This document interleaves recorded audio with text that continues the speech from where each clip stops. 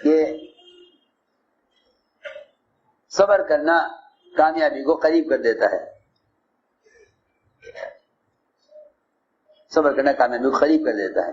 جواب کون دیتا ہے؟ کہ جواب وہ دیتا ہے جس کو اپنی طاقت کا اندازہ نعوذ باللہ ملائکہ کی طاقت سے زیادہ ہو. کیونکہ جو آدمی خاموش رہتا ہے اس کی طرف سے ملائکہ جواب دیتے ہیں، اس کی طرف سے.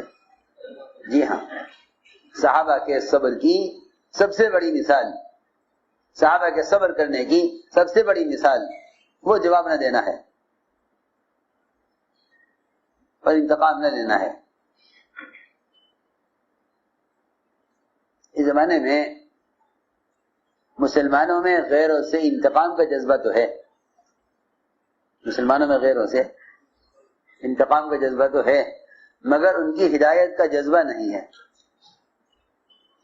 اور صحابہ کرام میں اور انبیاء علیہ السلام میں غیروں سے انتقام کا جذبہ اتنا نہیں تھا جتنا ان کی ہدایت کا جذبہ تھا. جب ہدایت کا جذبہ تھا غیروں کی تو اللہ نے خود انتقام لے لیا. اللہ نے جو بہت اہم بات عرض کر رہا، غیبی مدد اللہ تعالی کی طرف سے، کہ تمہارے دل میں تو ہدایت کا جذبہ ہو اور انتقام ہم لے لیں گے. او نرینک الذی وعدناہم فإنا علیہم مقتدرون. یہ فرمایا کہ ہم انتقام لینے والے ہیں، ہم انتقام لینے والے ہیں،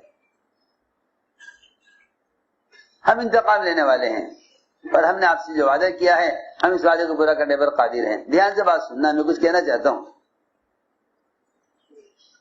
انبیاء اور صحابہ میں غیروں کی ہدایت کا جذبہ تھا تو اللہ نے انتقام لے لیا. ہمارے دلوں میں انتقام کا جذبہ ہے، ہدایت کا جذبہ نہیں ہے.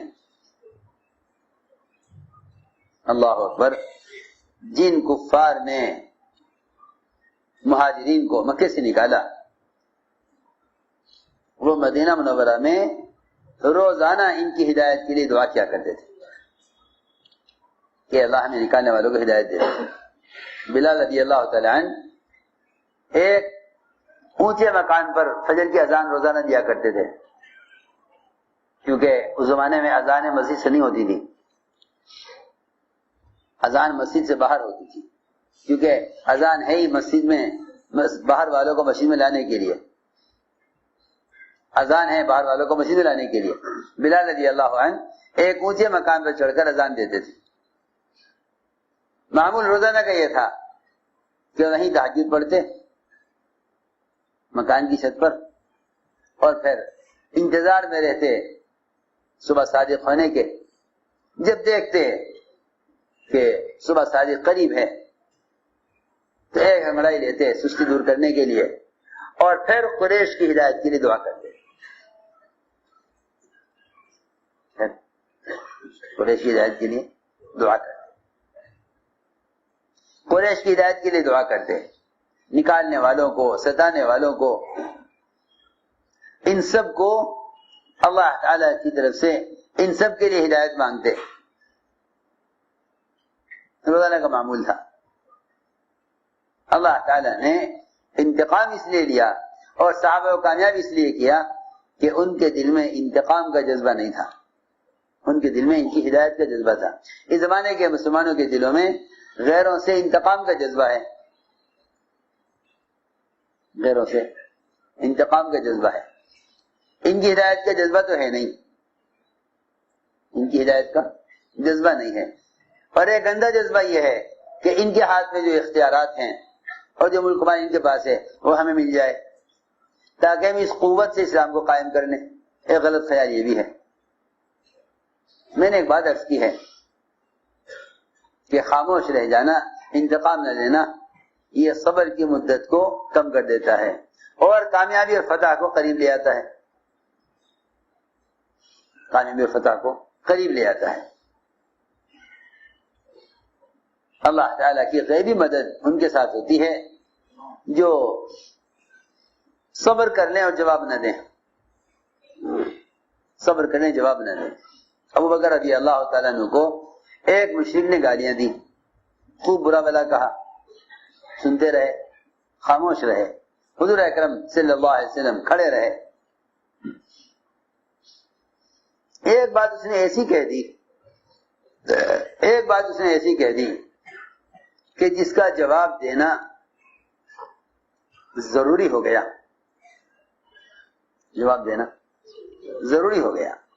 ایک بات ایسی کہہ دی جس کا جواب دینا ضروری ہو گیا کہ اس پر تو خاموش نہیں رہ سکتے.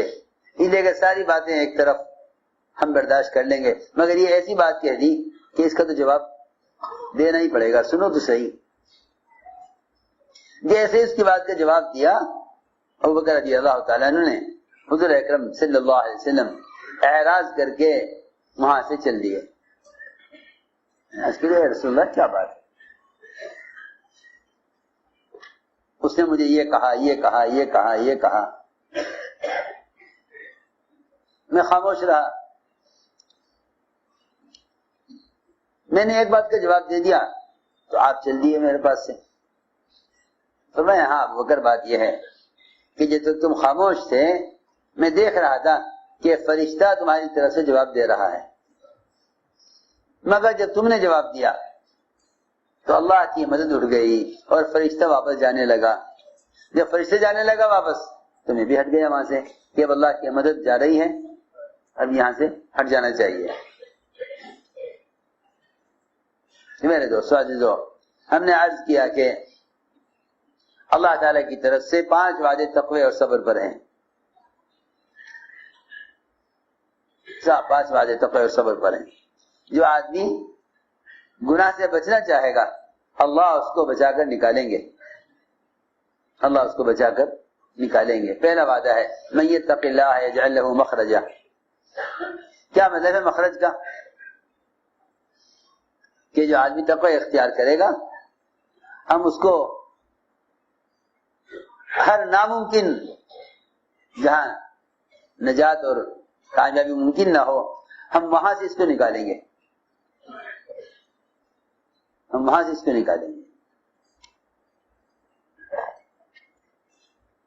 3 آدمی غار میں داخل ہوئے.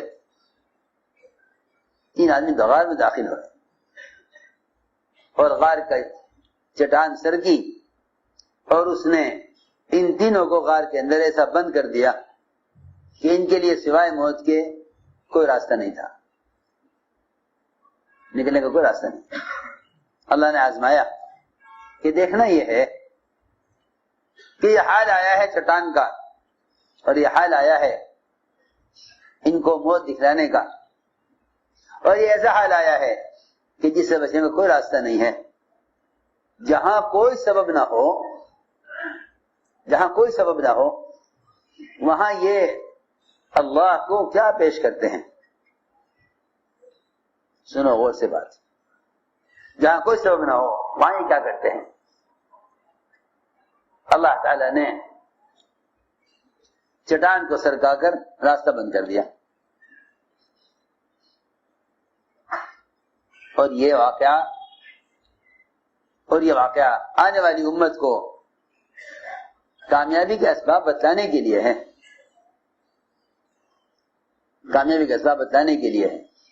تو تمہیں کوئی حال آئے تو اللہ تعالیٰ کو کسی سبب کا مشورہ مت دو، اس لیے کہ اللہ تعالیٰ سبب کے استعمال سے اور اللہ تعالیٰ سبب کی محتاجگی سے پاک ہیں. اور ان کی قدرت سبب کے استعمال کی پابند نہیں ہے. وہ تو جیسے بیچارہ انسان اسباب کا پابند بن گیا نا، نعوذ باللہ، اللہ کو بھی سبب کا پابند بنائے ہوئے ہیں. یہ کہتے ہیں یہ اللہ کا ضابطہ ہے، کائنات کا نظام، لہذا اللہ تعالیٰ ضابطے کے مطابق کریں گے. ایسے بے عقل انسان اس زمانے کے کہ وہ اسباب کو اللہ کا ضابطہ سمجھ کر استعمال کرتے ہیں، حالانکہ اللہ کی قدرت کسی سبب کی پابند نہیں ہے.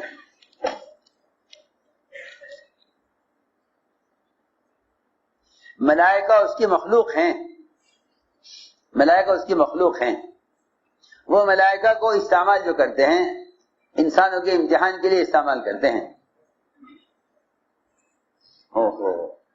ملائکہ اس کی مخلوق ہیں، وہ ملائکہ کو اسے استعمال نہیں کرتے کہ اللہ تعالیٰ کو فرشتوں کی ضرورت ہے، وہ ملائکہ کو استعمال کرتے ہیں مسلمانوں کے امتحان کے لیے، وہ ملائکہ کو استعمال کرتے ہیں مسلمانوں کے امتحان کے لیے۔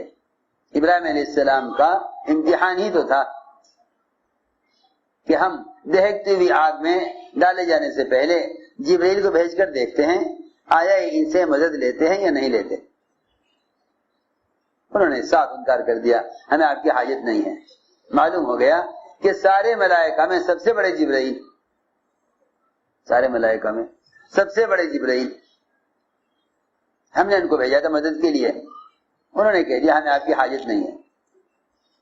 معلوم ہو گیا کہ اللہ تعالیٰ کی طرف سے اللہ تعالیٰ کو اس کی حاجت نہیں کہ وہ کسی فرشتے کو بھیج کر مدد کرے، اس لیے اللہ نے آگ کو اپنے امر سے ٹھنڈا کیا، اللہ نے آگ کو اپنے امر سے، حکم سے ٹھنڈا کیا، کسی سبب سے نہیں۔ اللہ نے آگ کے ٹھنڈا کرنے کے لیے کوئی سبب استعمال نہیں کیا، اپنے امر سے آگ کو ٹھنڈا کیا، اپنے حکم سے۔ بس میں عرض کرنا چاہتا تھا کہ اللہ تعالیٰ کی ضرورت نہیں ہے کہ وہ ملائکہ کو استعمال کرے کسی ضرورت کو پورا کرنے کے لیے۔ یہاں چٹان سر کی اور راستہ بند ہو گیا، دیکھنا چاہتے ہیں کہ تم اس وقت اس پریشانی سے نکلنے کے لیے کیا راستے اختیار کرتے ہو۔ چنانچہ تینوں نے اللہ کے سامنے عمل پیش کیا، اللہ کے سامنے تینوں نے عمل پیش کیا، اللہ کے سامنے تینوں نے عمل پیش کیا۔ ایک نے معاملات میں احسان کیا، ایک نے معاشرے میں احسان کیا، اور ایک نے اخلاق میں احسان کیا۔ والدین کے ساتھ اخلاق میں احسان، چچا کی لڑکی جو بہت محبوب تھی جس سے خلوت چاہتا تھا، اس پر احسان معاشرے میں کیا، اس پر احسان معاشرے میں کیا کہ اس سے زنا نہیں کیا اور اس کو مال دے دیا جو مال دینا طے کیا تھا۔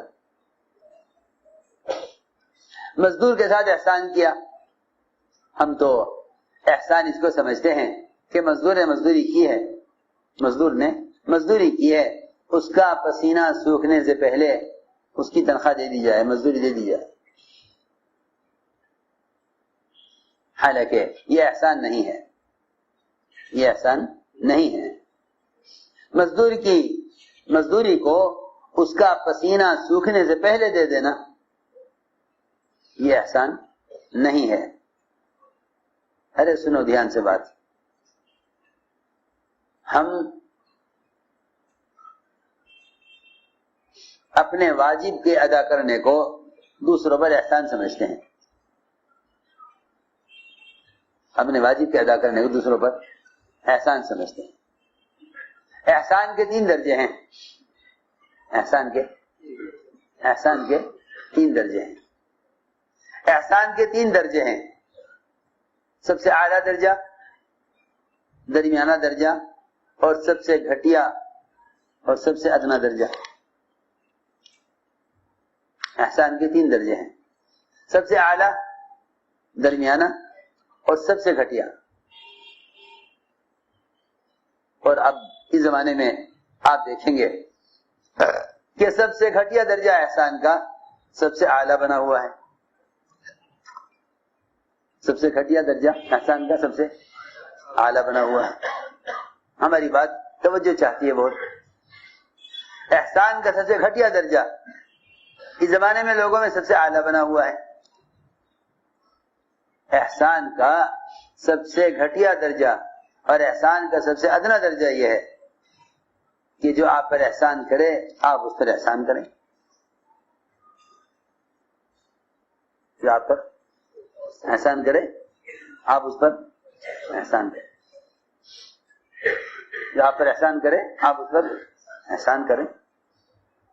یہ احسان کا سب سے گھٹیا درجہ ہے جسے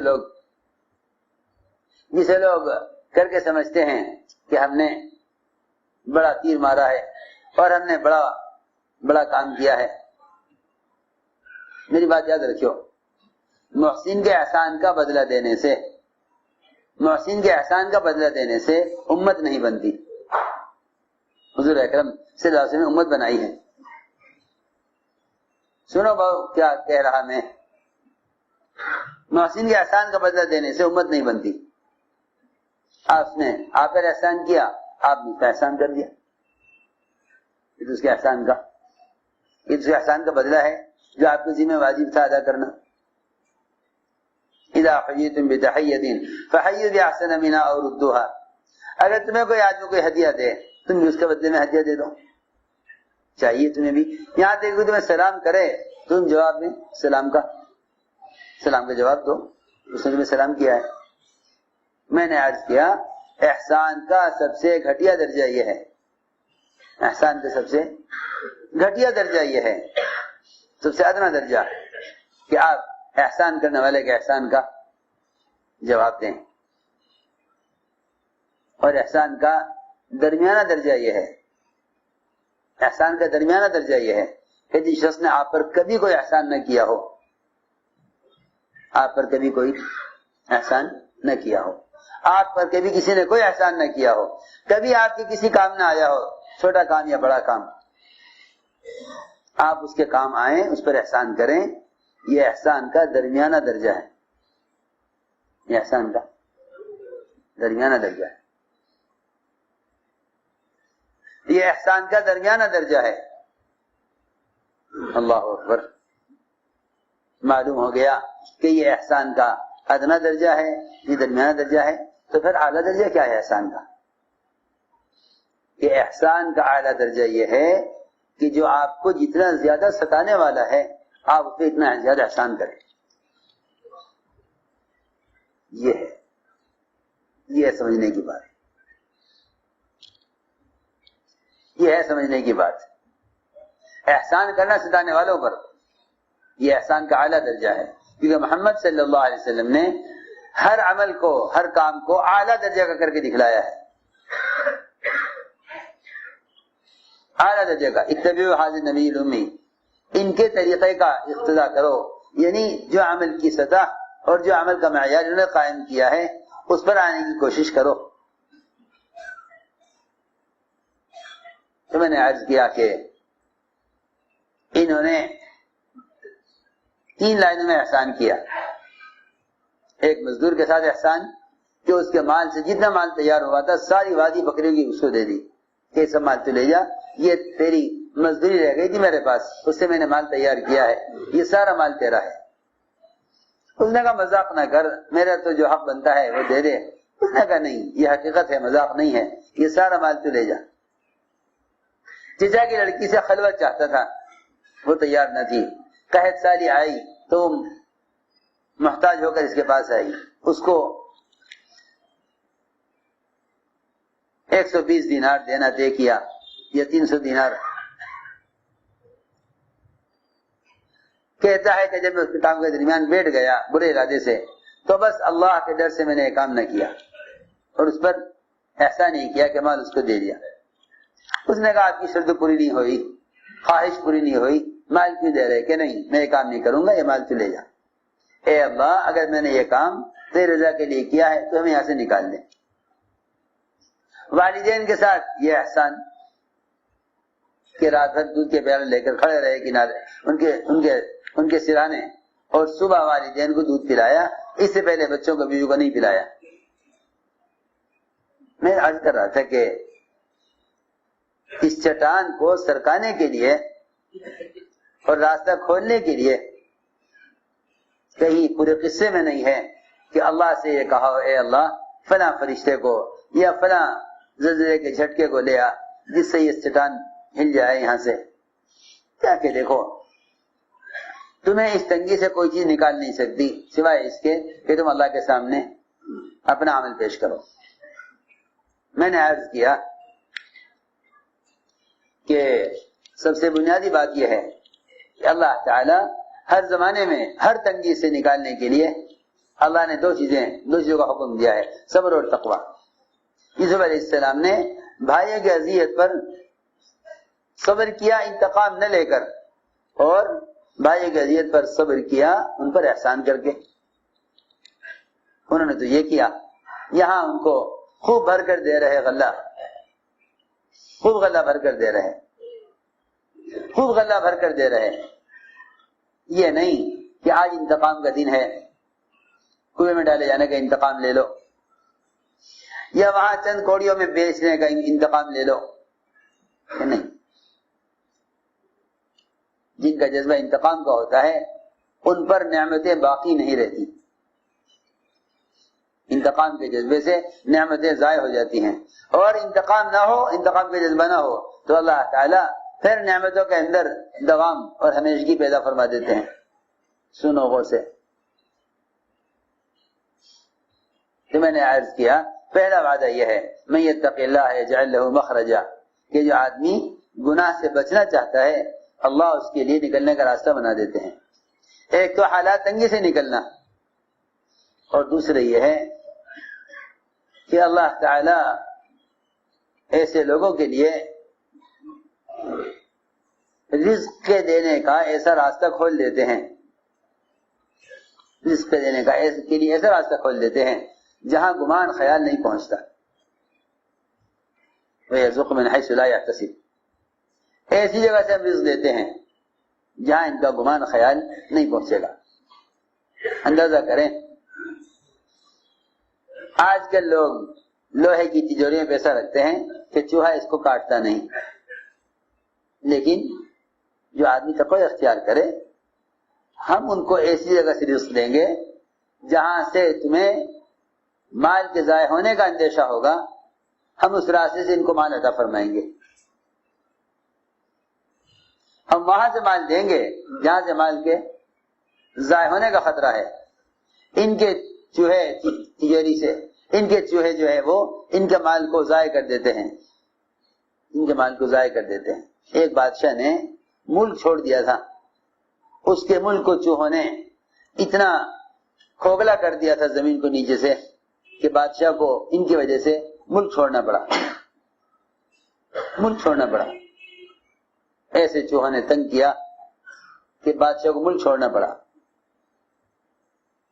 بادشاہ کو ملک چھوڑنا پڑا. یہاں ایسے چوہے کہ صحابی پیشاب کریں اور چوہا اشرفیاں لا کر دے. 17 اشرفیاں سونے کے کھرے سکے چوہے نے لا کر دیے.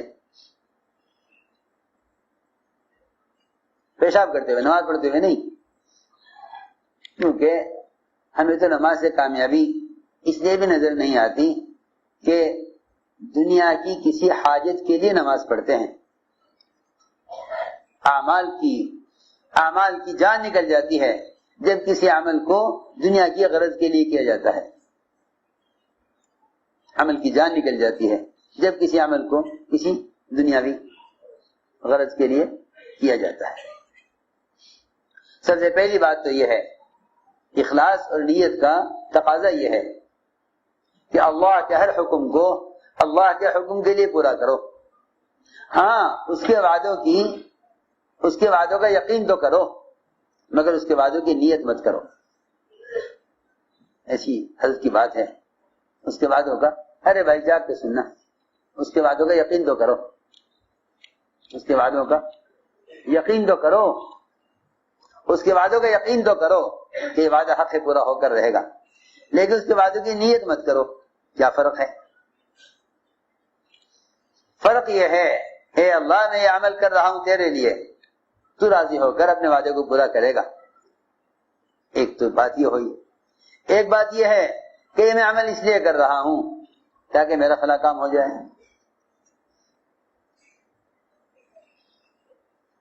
اس لیے لوگ صلاۃ الحاجہ سمجھتے ہیں حاجت کے لیے نماز، حالانکہ کوئی نماز حاجت کے لیے نہیں ہے، کوئی نماز بھی حاجت کے لیے نہیں ہے، کوئی نماز بھی حاجت کے لیے نہیں ہے. نہ 2 رکعت نہ 4 رکعت، کوئی نماز حاجت کے لیے نہیں ہے، اس لیے کہ حاجت مخلوق ہے اور نماز خالق کے لیے ہے. ارے سمجھ میں آ رہی بات؟ حاجت کیا ہے؟ مخلوق ہے. حاجت اللہ کا غیر ہے، حاجت اللہ کا غیر ہے اور اللہ کے غیر کے لیے عبادت نہیں ہے. لوگ صلاۃ الحاجہ اسے کہتے ہیں یہ حاجت کی نماز، یعنی حاجت کی کوئی نماز نہیں ہے، حاجت کے لیے کوئی نماز نہیں. نماز خالق کے لیے ہے اور حاجت مخلوق ہے، مخلوق کے لیے نماز نہیں ہے. ارے بھائی توجہ بات دینی پڑے گی بات کی طرف. ہاں ان باتوں کو کہنے بھی اس لیے ضروری ہے تاکہ ہم عمل کے معیار پر اور ہم سوچیں کہ آخر کیا بات ہے، باوجود عمل کامیابی نہیں ہے. حاجت مخلوق ہے، عبادت خالق کے لیے ہے. پھر صلاۃ الحاجہ کا کیا مطلب ہے؟